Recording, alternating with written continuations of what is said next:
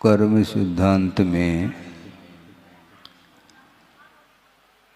4 गतियों का वर्णन आता है और साथ साथ 4 आयु संबंधी भी चर्चा आती है। 4 आयु में से एक नरक आयु को छोड़ करके 3 आयु प्रशस्त प्रकृति के अंतर्गत लिया है और 4 गति में से 2 गति को अप्रशस्त माना है। नरक गति और तिर्यंच गति ये दोनों गति पाप प्रकृति के अंतर्गत आते हैं और मनुष्य गति और देव गति ये पुण्य प्रकृति के अंतर्गत।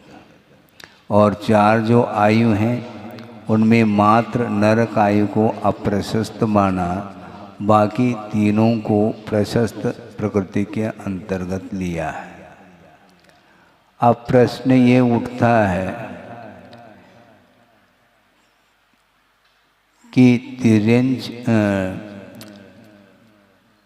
नरक गति और तिर्यंच गति ये दोनों पाप प्रकृति हैं, तो तिर्यंच आयु को पुण्य प्रकृति के रूप में क्यों लिया है?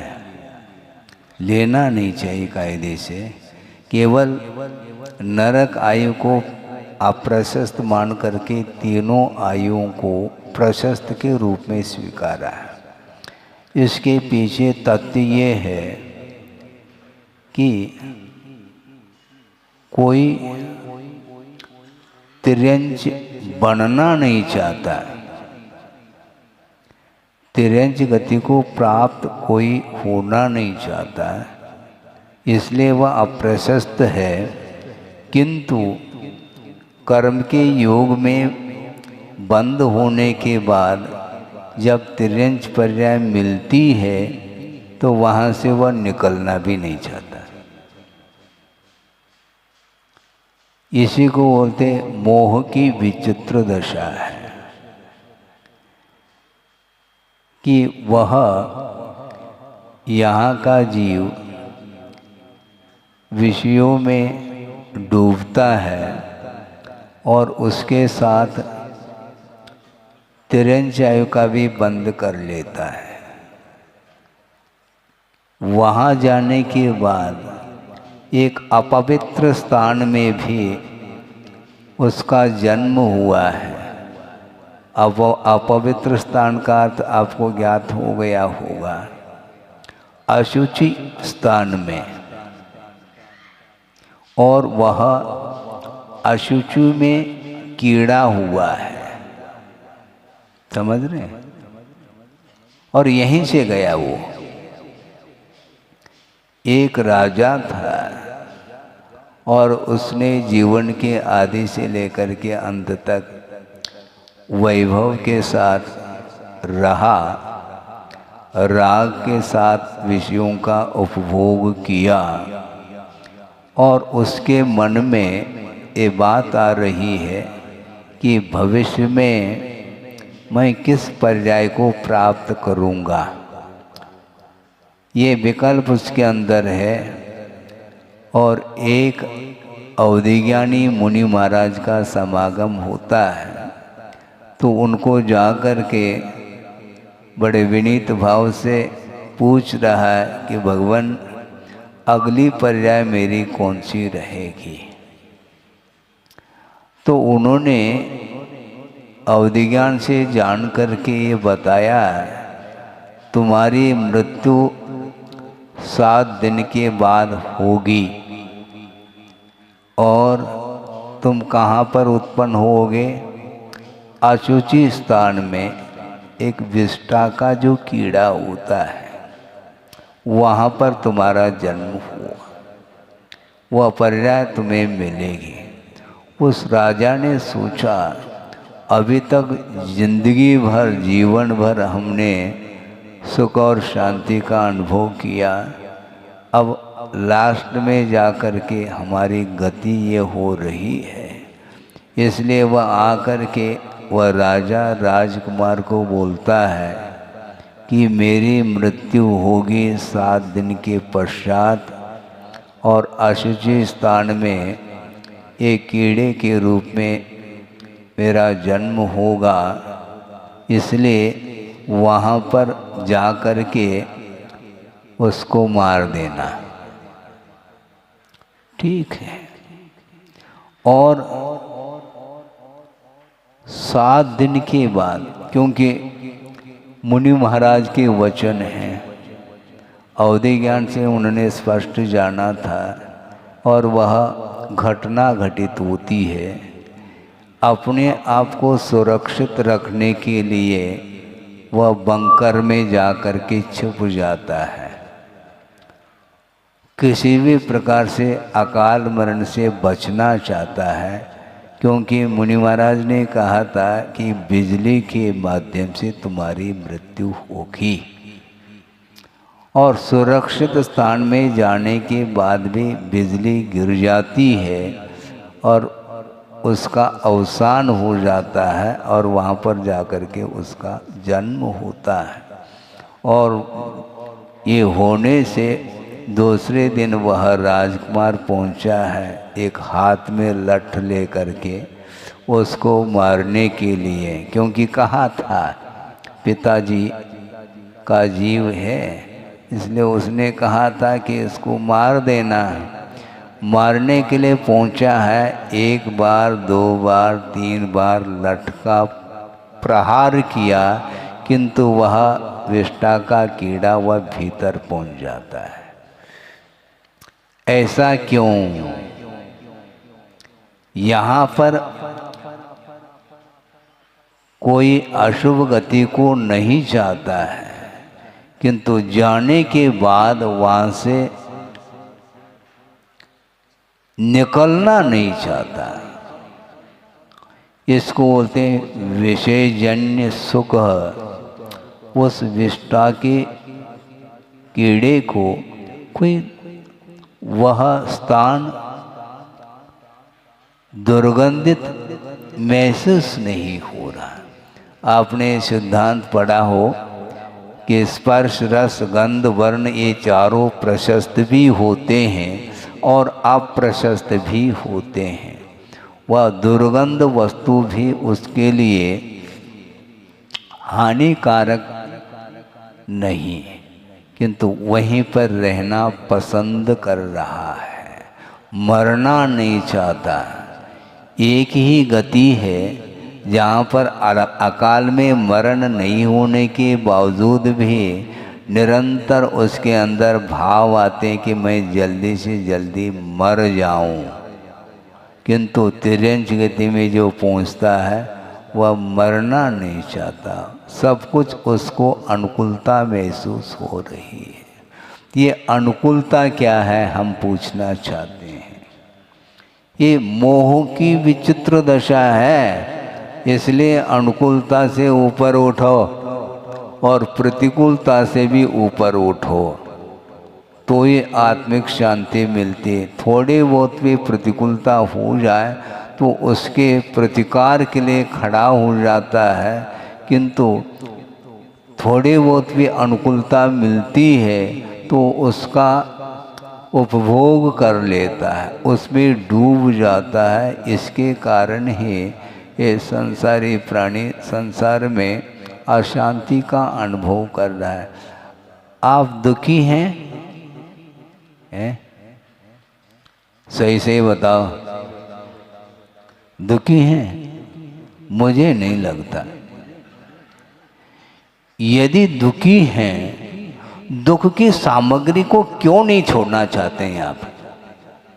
दुख के साधनों को तो वो बटोर रहा है और बोलता है मैं बहुत दुखी हूँ महाराज, क्योंकि विषयों के माध्यम से ही दुख उत्पन्न होता। ये धारणा तो बना लो, ये धारणा हो तो बहुत कठिन नहीं है। ये विषयजन्य जो सुख है ये पाप का बीज है, ये आगम का उल्लेख है। पढ़ा है आपने आगम को? नहीं महाराज, तो कब पढ़ोगे? हैं?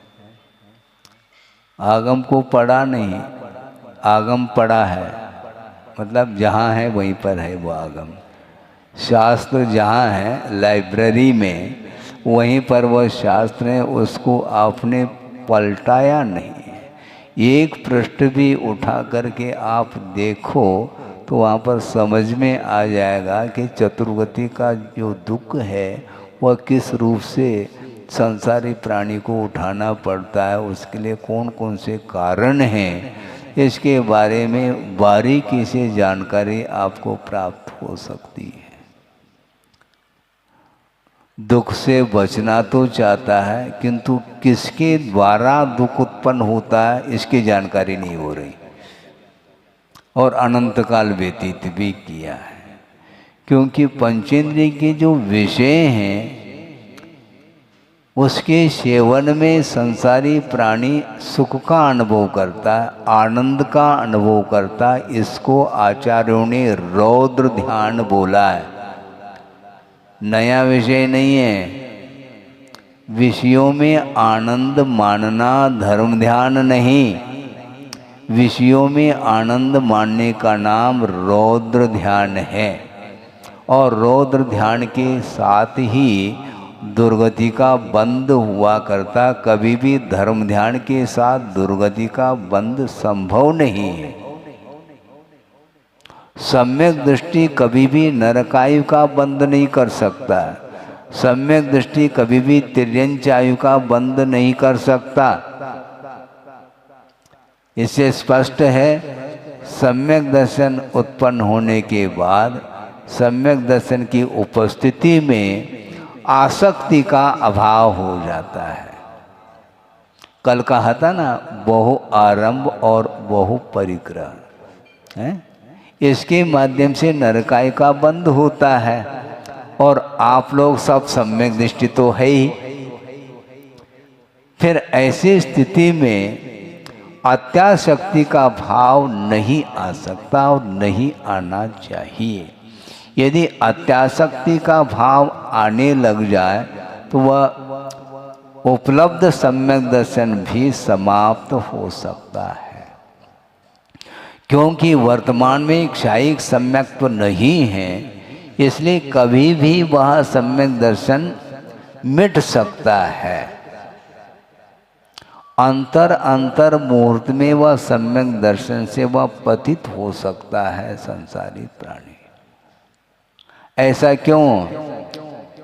गाड़ी रिवर्स क्यों जा रही है, ये ध्यान रखो।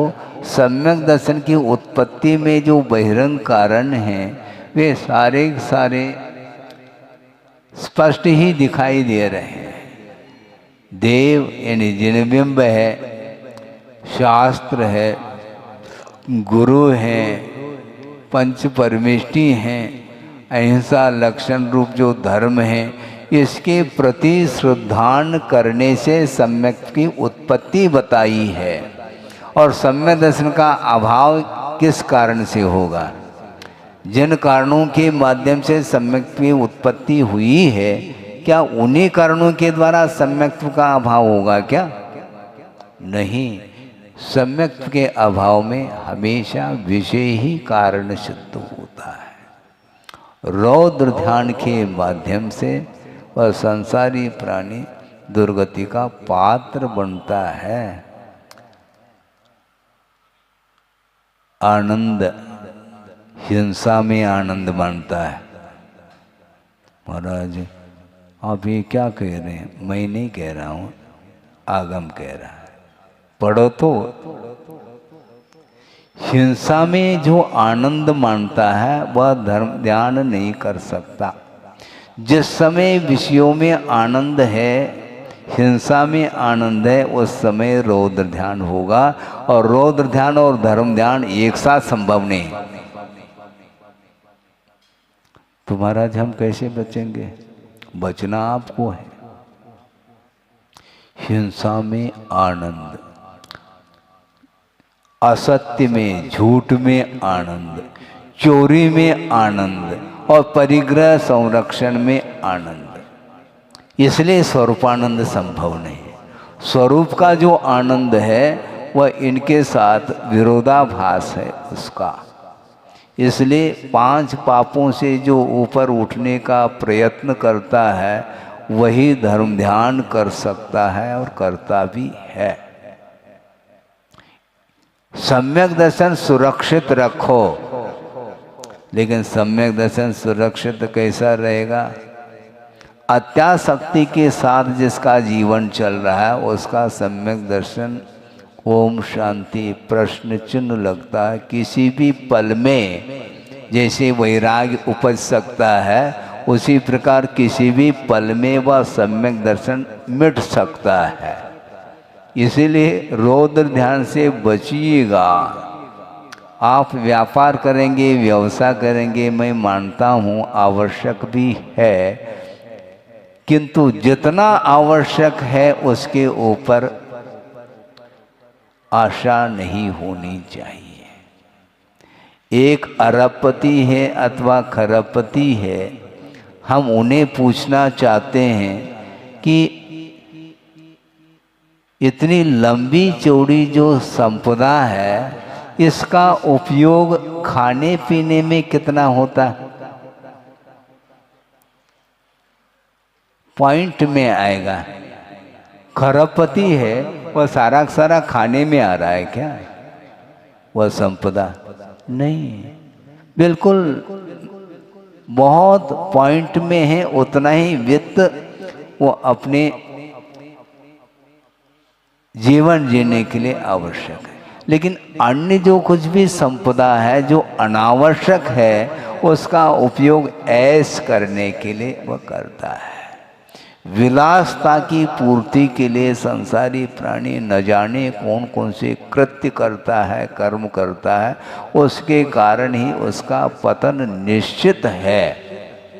इसलिए गुरुदेव ने ये कहा था, सबसे अधिक यदि पाप का संचय होता है तो अनावश्यक जो सामग्री है, विशेष सामग्री, उसके संकलन में होता है। जितना आवश्यक है उतना। वर्तमान में जियो। वर्तमान में जीने के लिए कितना आवश्यक है? आप बजट तो बनाओ। हैं? परिवार में मान लो 4 व्यक्ति है तो 4 व्यक्ति के अनुरूप साल भर का बजट बन सकता है, और 1 साल का जो बजट है वह अपने जीवन भर के लिए भी वह बजट थोड़े बहुत 19-20 हो सकता है।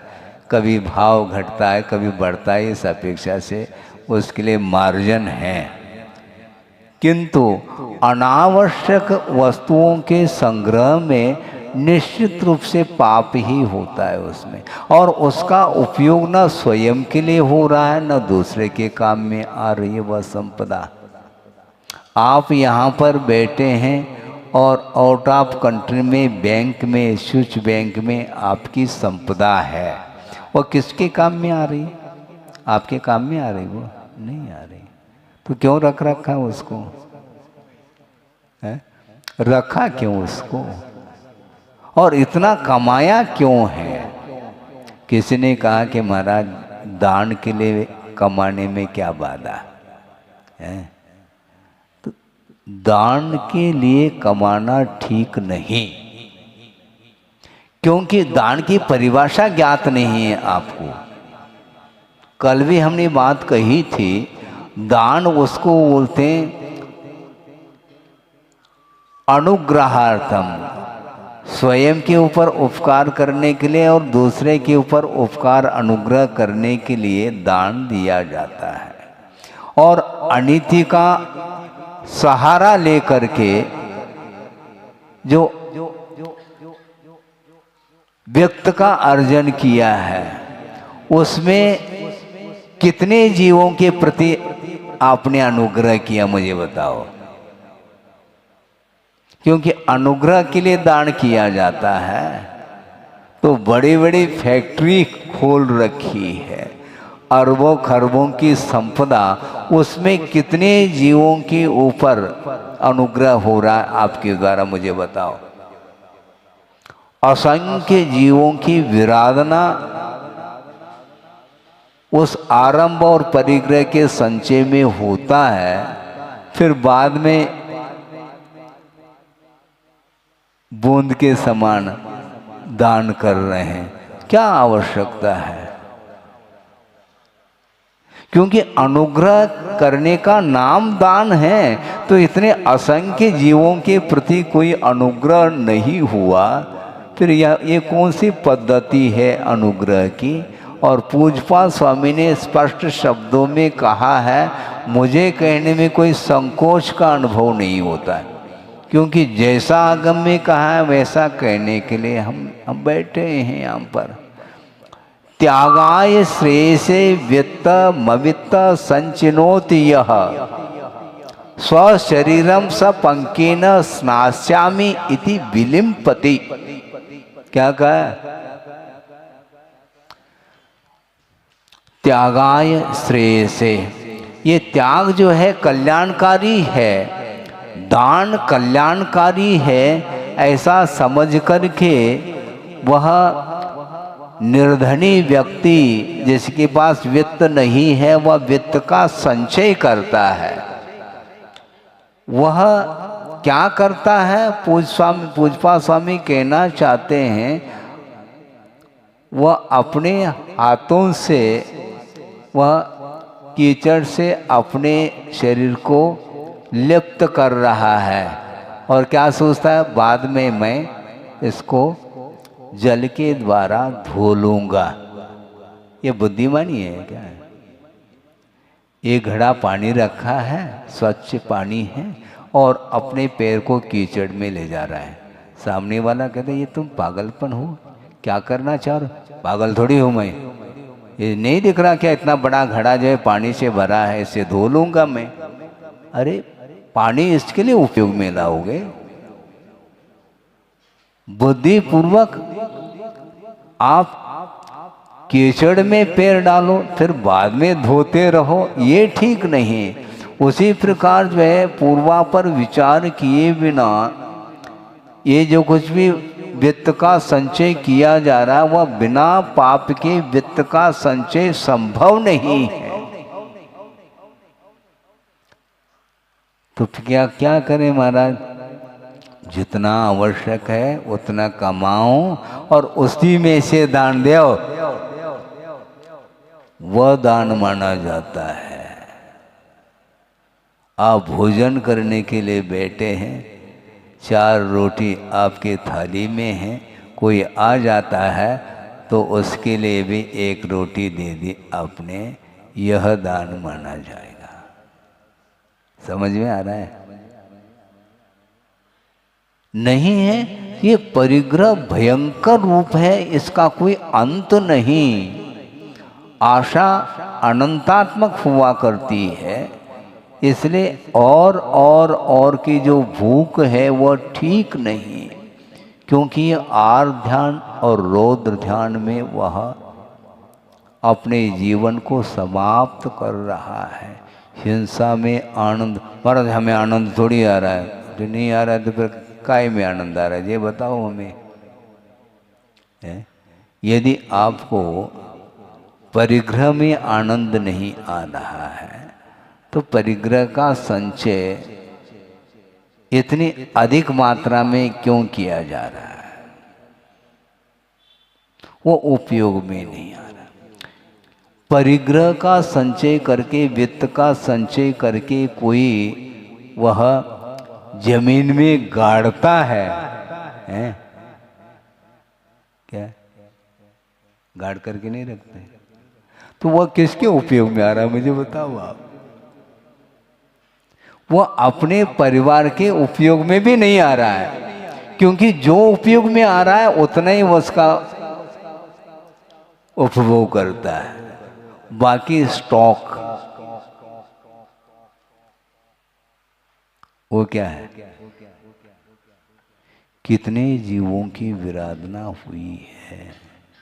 यहाँ तक कह रहे हैं आगमकार कि अकाल मरण के लिए कई प्रकार के निमित्त हैं। एक निमित्त वह है कि अग्नि में प्रवेश करके मर जाना, पर्वत से गिर करके मर जाना, जलमग्न हो करके मर जाना, जहर खा करके मर जाना, शस्त्र के प्रहार के माध्यम से अपने आत्मघात कर लेना, एक्सीडेंट के माध्यम से, भयानक रोग आदि के होने से भी अकाल मरण होता है। हार्ट अटैक, हार्ट फेल हो गया, हृदय गति रुक गई, अवसान अकाल में हुआ। ये सारे सारे अकाल मरण के लिए निमित्त हैं। लेकिन इससे भी एक और भयानक निमित्त है, वो ये है कि अनय कहा है। अनय का अर्थ क्या? अनीति। अनीति पूर्वक यदि वित्त का संचय करता है, उसके माध्यम से भी अनंत बार अकाल मौत मरा है। ऐसा कैसे महाराज?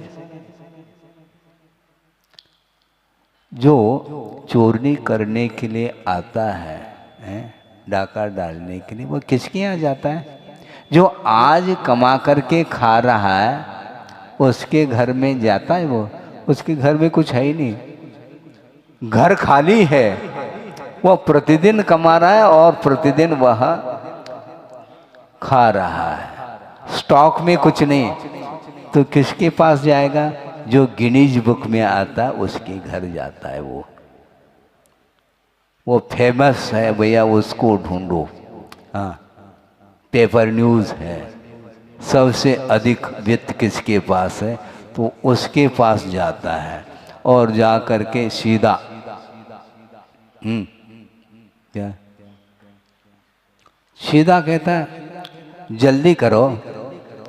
हाँ, क्या चाबी दे दो, हम ले लेंगे, आपको कष्ट नहीं पहुंचाएंगे। हाँ, आप सीधा चाबी दे दो, बस कहाँ पर है हम ढूंढ लेंगे और ले जाते हैं। यदि धन के प्रति ममत्व भाव है तो प्राण नहीं बच पाएंगे। फिर आप यदि नहीं देते हैं तो सीधा क्या,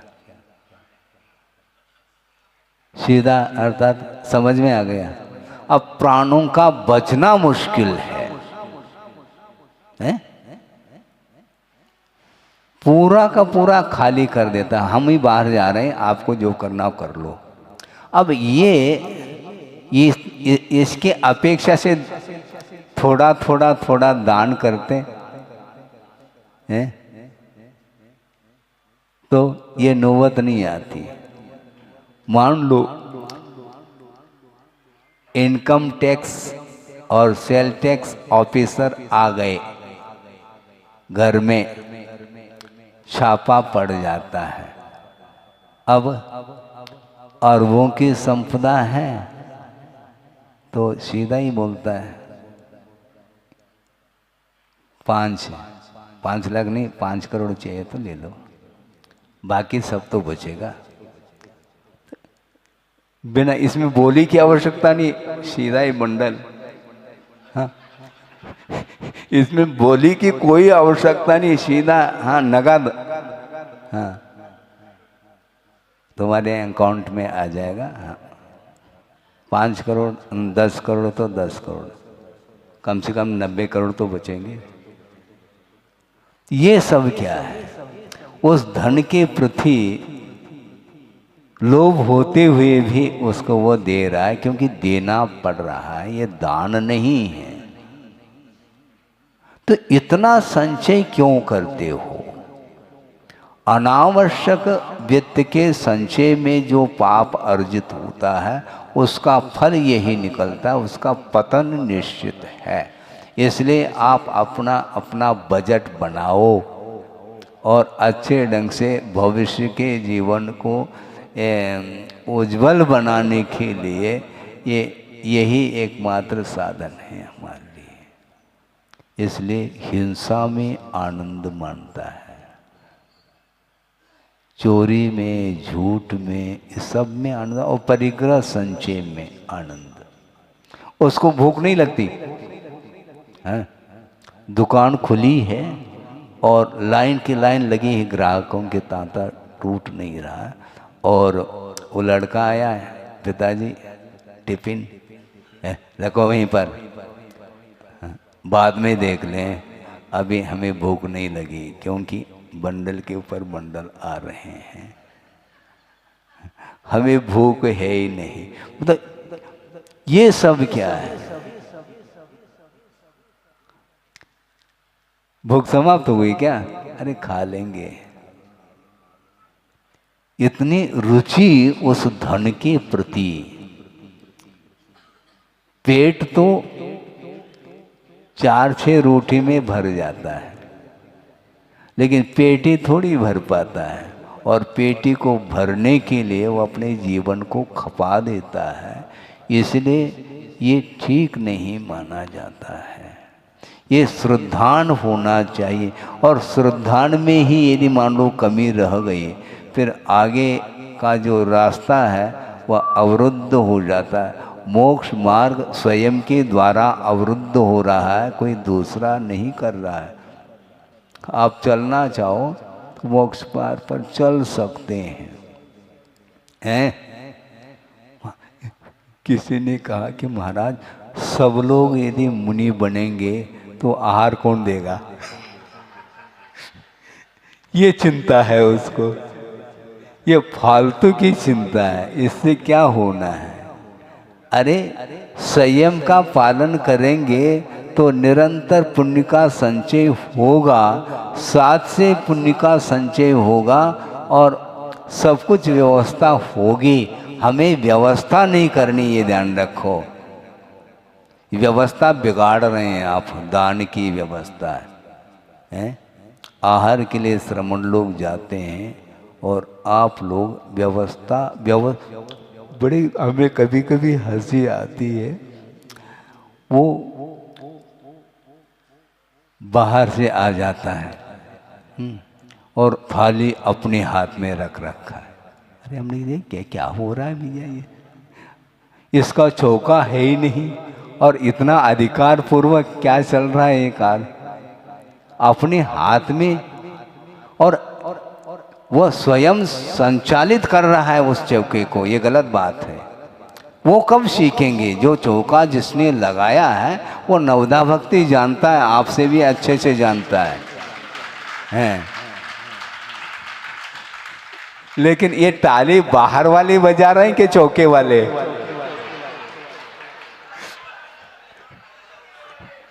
क्या है? चौके वालों के लिए ये कहा जा रहा है, बाहर वाले क्या ताली बजाते? ये गलत है। यही समस्या है, ये ठीक नहीं। विधि को भूलना नहीं चाहिए, और विधिवत यदि नहीं देंगे तो पात्र अलर्ट रहेगा, वह विधिवत ही लेगा।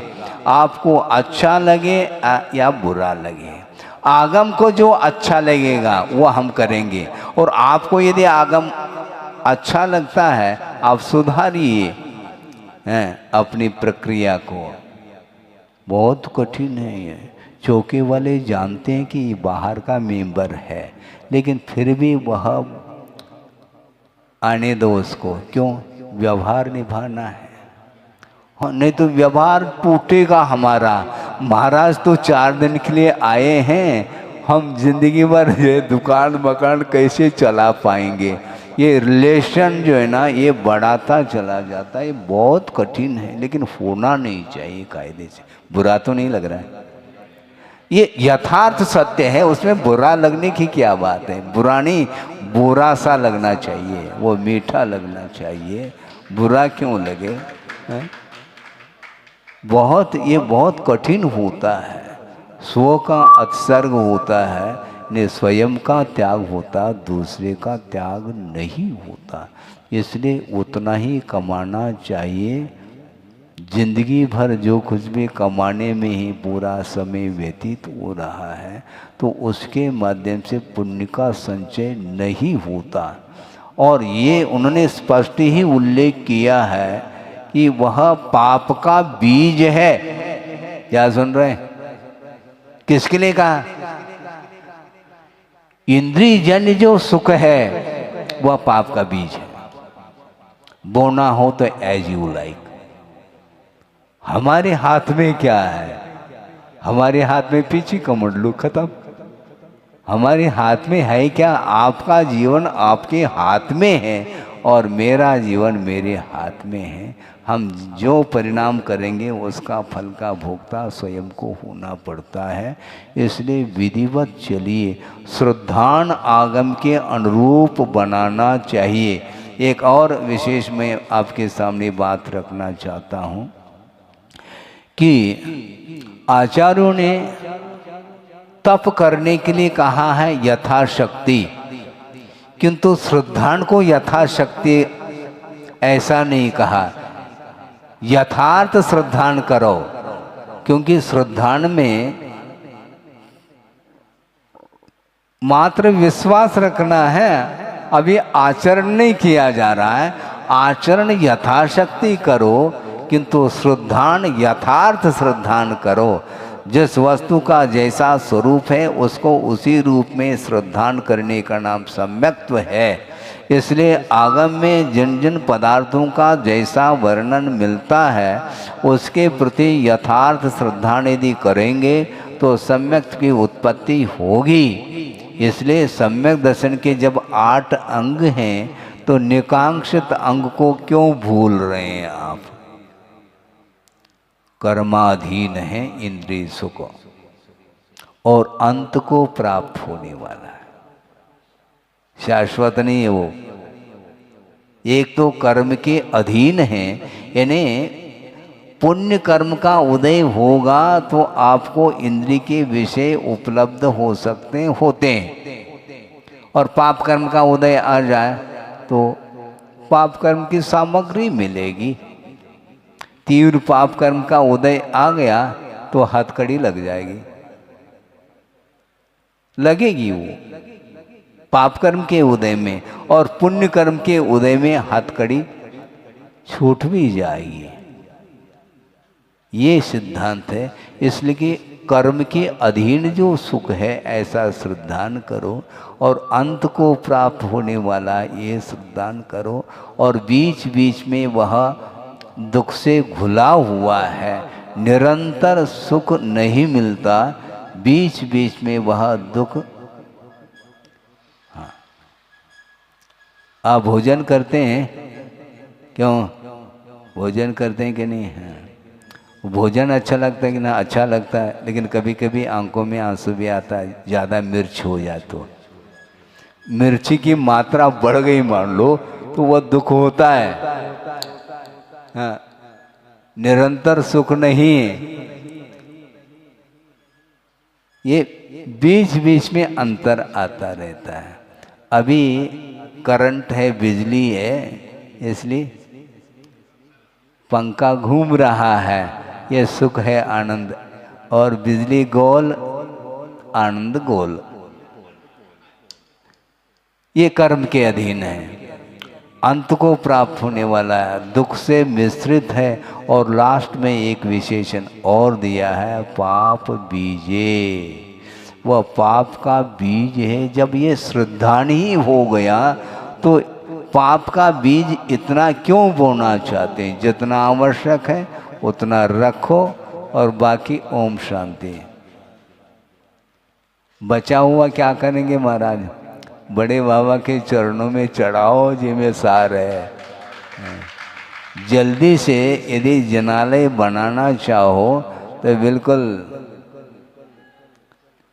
परसेंटेज, यदि पूर्ण ही त्याग करना चाहो तो फिर ये खाली है तकत। आ सकते हैं ऊपर, बहुत कठिन है, लेकिन कोई बाधा नहीं, कोई चिंता नहीं, घबराने की आवश्यकता नहीं। आप जहाँ हैं आप रह रहे हैं, किंतु वहाँ पर रहते हुए भी धर्म को भूलना नहीं चाहिए। यथाशक्ति आप चारित्र का पालन करो। हाँ, 2-4 दिन पूर्व में एक बात कही थी कि व्रत कोई बड़ा और छोटा नहीं होता। हाँ, जिसकी क्षमता नहीं है उसके लिए वही व्रत बड़ा है, वही कठिन है पेपर उसके लिए, लेकिन वह लिखता रहता है। एक प्रसंग कई बार हमने सुनाया है, 2-5 मिनट अभी समय है इसलिए, कि नैनागिरी की बात है, प्रसंग है। नैनागिरी में गुरुदेव ने लगभग 3 चातुर्मास किए। एक 78 में किया और 2 चातुर्मास लगातार 81 और 82, ऐसे 3 चातुर्मास किए हैं। और वह चातुर्मास का समय था और एक दिन आचार्य महाराज आहार के लिए निकले और पड़गान करके ले गए और नवदा भक्ति कर ली और खड़े हो गए।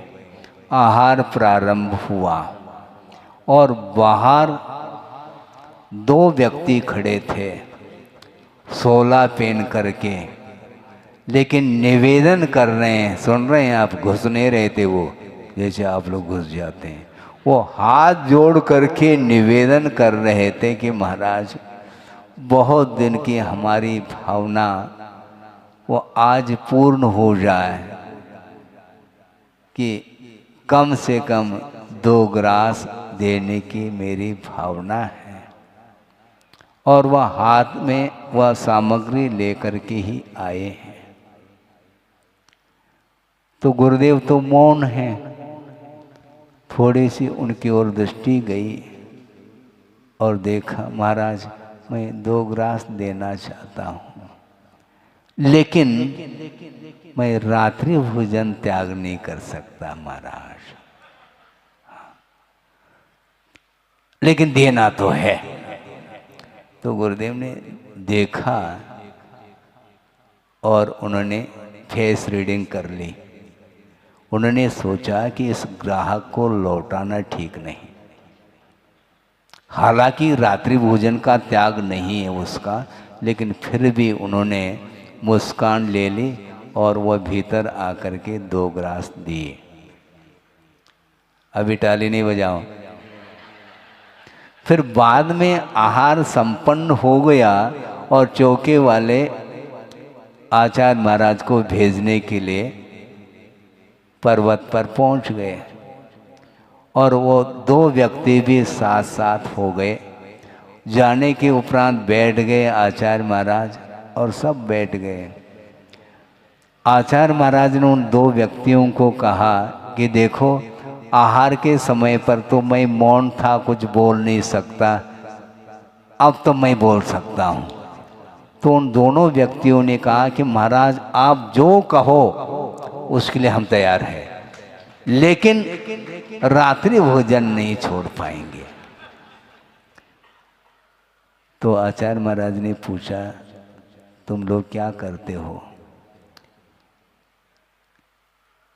वो दोनों दंपति, पति ने कहा कि महाराज मैं डिप्टी कलेक्टर हूँ और ये श्रीमती जज है, इसलिए ग्राहक को लौटाया नहीं था।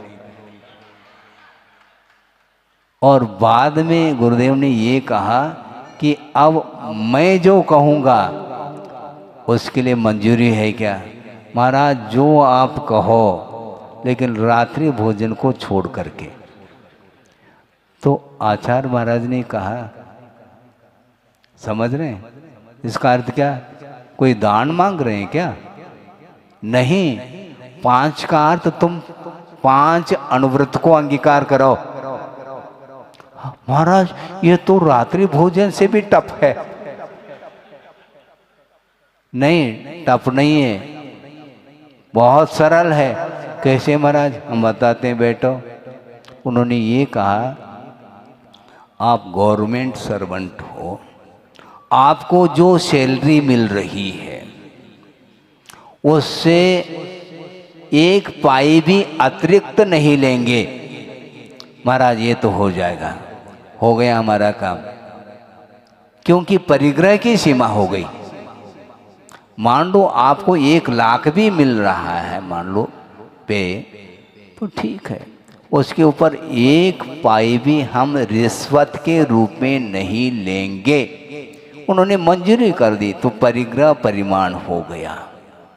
अब उसके अतिरिक्त की इच्छा नहीं होगी और चोरी के भाव भी नहीं आएंगे तो अचर व्रत भी पलेगा और सत्य व्रत भी पलेगा। कि परिग्रह का जहाँ पर परिमाण हो गया तो वहाँ पर ऑटोमेटिक ही सत्य आएगा, वह सत्य अनुवृत्त भी हो गया और तत्संबंधी जो हिंसा होती थी अतिरिक्त परिग्रह के संचय करने की अपेक्षा, वह हिंसा भी रुक गई। इस प्रकार हिंसा, झूठ, चोरी ये तीनों समाप्त हो गए और परिग्रह का परिमाण हो गया। 4 अनुवृत्त तो हो ही गए और तुम स्वदार संतोष हो तो ब्रह्मचर्य भी हो गया। इस प्रकार 5 अनुवृत्त को प्रदान करके उनको वृत्ति बनाया है। उनकी परिस्थिति थी इसलिए रात्रि भोजन नहीं छोड़ पाए। लेकिन ऐसा नहीं करना कि महाराज हम भी ऐसा कर लें क्या, ऐसा नहीं। तुम्हारी परिस्थिति क्या है बताओ। तो इसलिए मैं ये कह रहा था कि वस्तुतः व्रत कोई छोटा और बड़ा नहीं होता, अपनी योग्यता के अनुरूप वह ग्रहण कर लेता है, करना चाहिए। आस्था के साथ जो व्रतों को अंगीकार करता है उसके माध्यम से उसका इतना पुण्य, प्योर पुण्य संचित होता चला जाता है, कालांतर में जाकर के वह बहुत कुछ त्याग तपस्या कर सकता है। इस प्रकार श्रद्धान के बल पर आप लोग यदि सोचेंगे, विचार करेंगे तो निश्चित रूप से परिग्रह के प्रति जो मोह ममत्व भाव है, जो आसक्ति है, उसके लिए ब्रेक लग सकता है, किंतु लगाना आपको, क्योंकि गाड़ी आपकी है। मैं थोड़ी ब्रेक लगा सकता हूँ, उसको चलाने वाले आप हैं। हाँ, गियर बदल करके चलाओ। अपनी रक्षा करते हुए दूसरे की रक्षा की बात करो, इसी को बोलते हैं परस्परोपग्रहो जीवानाम। इस प्रकार आप लोग आगम के माध्यम से सुन करके और उसको अपने जीवन में उतारने का यदि प्रयास करते हैं तो निश्चित रूप से राग द्वेष मोह से ऊपर उठ करके हम जीवन जिएंगे तो निश्चित रूप से हमें जो शाश्वत सुख है, मोक्ष सुख है, उसकी उपलब्धि हो सकती है। हो इस पवित्र भावना के साथ। अहिंसा परमो धर्म की जय। बोधि समाधि परिणाम शुद्धि स्वात्मोपलब्धि शिव शोक सिद्धि चिंतामणिम चिंतित वस्तुदाने त्वामंद मानस्य ममास्तुति।